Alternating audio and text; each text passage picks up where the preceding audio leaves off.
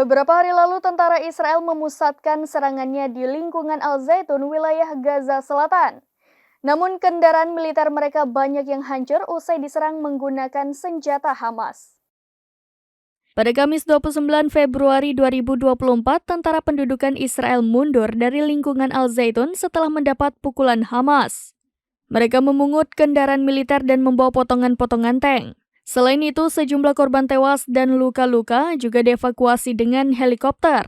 Dikutip dari Al-Mayadin, kabar ini disampaikan oleh sumber perlawanan Palestina. Mereka mengaku berhasil melumpuhkan IDF dengan melakukan penyergapan. Kendaraan-kendaraan mereka diledakkan dengan alat peledak.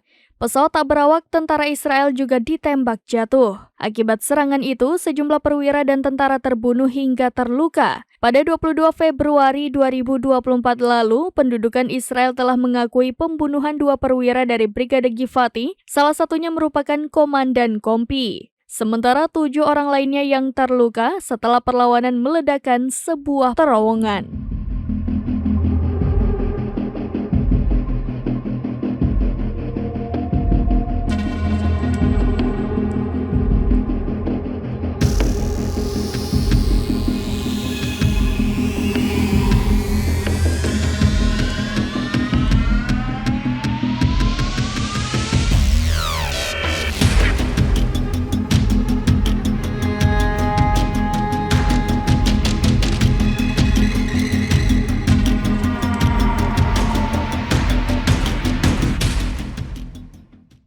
Demikian informasi terkini, Syedara Lun saksikan terus berita lainnya di kanal YouTube Serambi News, website dan Facebook serambinews.com.